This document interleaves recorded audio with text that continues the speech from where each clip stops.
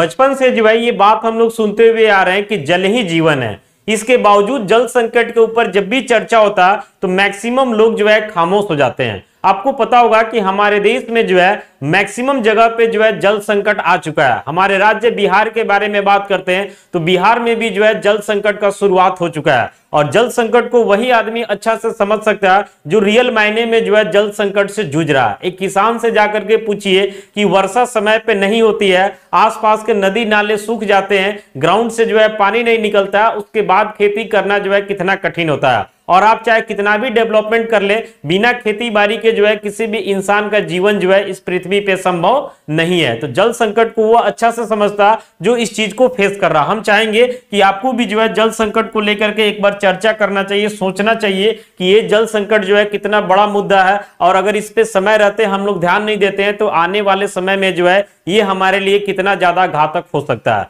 देखिए मैक्सिमम लोगों को लगता है, लोग ऐसा बोलते भी है कि पूरे पृथ्वी का लगभग जो है अगर 4 भाग में बांट दिया जाता तो 3 भाग जो है पानी ही पानी है और 1 भाग जो है समझिए कि अनकवर्ड है। इसके बावजूद भी जो है जल संकट क्यों, यानी इतना ज्यादा जल होने के बावजूद 4 भाग में 3 भाग लगभग जल है और 1 भाग में जल नहीं है, इसके बावजूद भी जल संकट क्यों आता। अगर आप भी ऐसा सोचते हैं तो ये सभी टॉपिक के ऊपर जो है इस वीडियो में हम बात करने वाले हैं कि जल संकट क्या है, जल संकट का कारण क्या है, जल संकट का दुष्परिणाम क्या है और इस जल संकट से हम लोग कैसे बच सकते हैं। इसी वजह से जो है हमने यहाँ पे हेडिंग डाला हुआ कि जल संकट एक गंभीर जो है वैश्विक चुनौती है जिसके बारे में हम सभी को जो है सोचने की जरूरत है। तो आइए सबसे पहले आपको हम बताते हैं कि जल को लेकर के क्या कॉन्सेप्ट है। हमारा जो भी पृथ्वी है, इस पृथ्वी का पूरा जो है देखा जाए तो एक तरीका से 100% है, यानी समझिए कि पूरा पृथ्वी का मतलब मान लेते हैं कि पूरा का पूरा हमारा अर्थ हो गया जो कि कितना है तो 100% है, 100% अर्थ का सरफेस हो गया।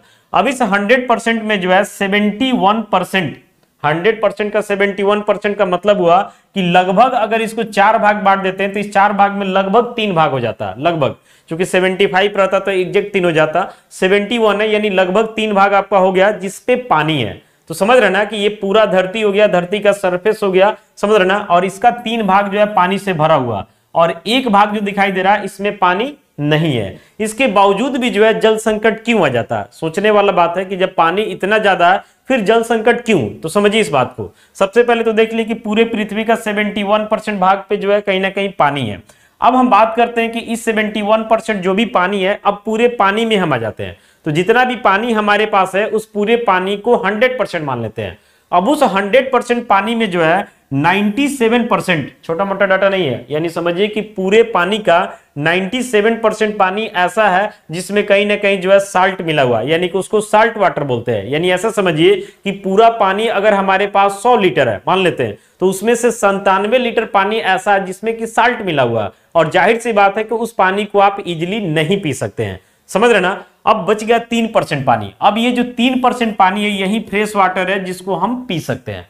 अब इस 3% पानी में भी बाधा है क्योंकि ये 3% पानी आपको इजीली मिलता नहीं है। क्योंकि ये 3% पानी कहाँ रहता है तो ये 3% पानी जो है कहीं ना कहीं आपको आइस कैप के रूप में मिल जाएगा, ग्लेशियर के रूप में मिल जाएगा और ग्राउंड वाटर के रूप में मिल जाएगा, यानी कि धरती के नीचे जो है जमा रहता है। अब समझिए कि एक तरीका से जो 100% वाटर है उसमें 97% वाटर में साल्ट मिला हुआ है जिसको हम नहीं पी सकते हैं इजी तरीका से, और 3% पानी सही है यानी फ्रेश है जिसको पिया जा सकता है। लेकिन वो 3% पानी भी आपको इजीली नहीं मिलता, उसके लिए ग्राउंड के नीचे से पानी निकालना पड़ता है, नहीं तो किसी पहाड़ी एरिया में जाइएगा तो वहां झरना वगैरह झरता है वहां से पानी लेना पड़ता है। तो वो 3% पानी लेना हमारे लिए आसान नहीं है। तो उसके लिए जनरली हम लोग क्या करते हैं कि अपने घर के आसपास में जो है कहीं ना कहीं चापाकल वगैरह लगाते हैं, या सरकार जो है कहीं ना कहीं जो है नीचे से ग्राउंड के पानी को निकालती है, निकालने के बाद उसको प्यूरिफाइड वगैरह करके बहुत सारे लोग ऐसे भी उसको पी लेते हैं। तो इस तरीके से पानी हम लोग पीते हैं।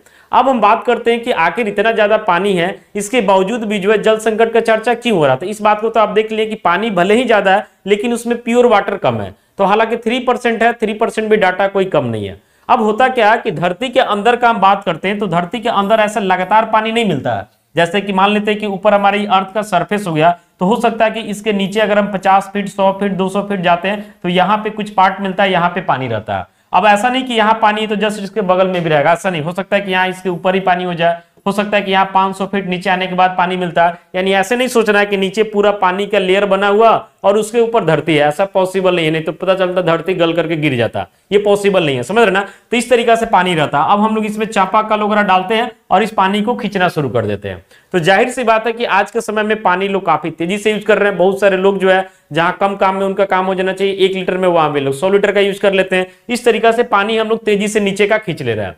अब होता क्या है कि ये पानी इसमें जाता कैसे, तो जाने का प्रोसेस बारिश ही है। बारिश वगैरह जब होता है तो समझिए कि जमीन पे पानी जाता है, वहां से धीरे धीरे एब्जॉर्ब होते हुए पानी कहां जाता है, नीचे जाता है।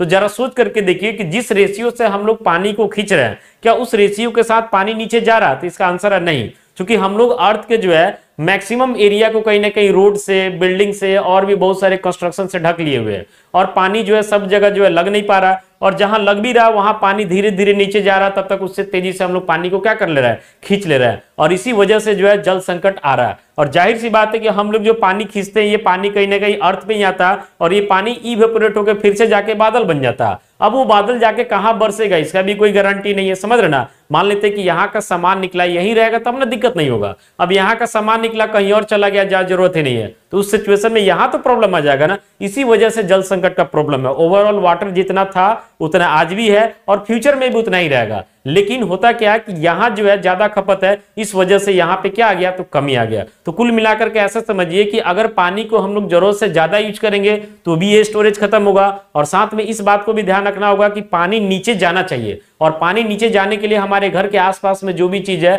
जैसे पानी वगैरह हम लोग गिराते हैं, तो उसमें कोशिश करना चाहिए कि अंडरग्राउंड वगैरह कर दे, सोख्ता टाइप से बनता है, ताकि वो पानी कहां जाए, तो नीचे जाए, तब न जाकर के नीचे का लेवल बना रहेगा। लेकिन हम लोग नीचे पानी जाने पे ध्यान नहीं दे रहे हैं, हम लोग सिर्फ पानी खींचने पे ध्यान दे रहे हैं, और यही कारण है कि जल संकट जो है धीरे धीरे बढ़ते जा रहा है। और ये जल संकट उस आदमी को अच्छा सा समझ में आता जो इस चीज से गुजर रहा। बहुत सारे वायरल वीडियो में देखते होंगे कि लोग कितना कष्ट से जो है कुआं से, तालाब से थोड़ा थोड़ा पानी को खींच रहे हैं, उसको कैसे कैसे छान करके जो है पीने का प्रयास कर रहे हैं। और इसका सबसे ज्यादा मार कोई झेलता है तो वो कहीं ना कहीं गांव के लोग झेलते हैं और गरीब लोग झेलते हैं, समझ रहे ना। तो यहाँ पे हम बात करने वाले कि बूंद बूंद बचाए अपने जीवन को जो है आगे परिवर्तित करने के लिए। यहाँ पे देखते हैं कि जल संकट क्या है। तो जब लोगों की जो है जरूरत के अनुसार स्वच्छ पानी नहीं मिलता तो उसको हम लोग समझते हैं कि जल संकट है।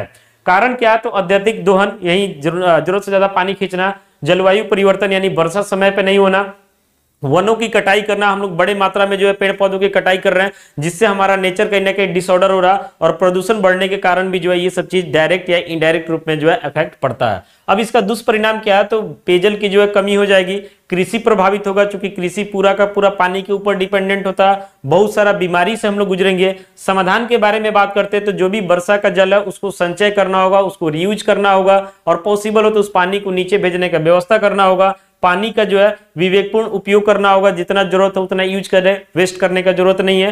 पेड़ लगाना होगा ताकि हमारा नेचर जो है बैलेंस रहे। तो कुल मिलाकर के हम इस बात को समझ गए हैं कि वर्षा जो है कितना ज्यादा जरूरी है, और साथ में जल संकट क्यों है, कैसे होता है, ये सारा चीज हम लोग समझ गए। तो हम आपसे रिक्वेस्ट करेंगे कि आपको जितने पानी का जरूरत है उतना ही यूज कीजिए, वेस्ट बिल्कुल भी नहीं करना, क्योंकि ये चीज अगर आप करते हैं तो जाहिर सी बात है कि आने वाले समय में जो है हम लोगों के लिए काफी ज्यादा घातक साबित होगा। बाकी इस वीडियो को लेकर के क्या सोचते हैं कमेंट्स कीजिए। मिलते हैं अगले वीडियो के साथ, बहुत बहुत धन्यवाद।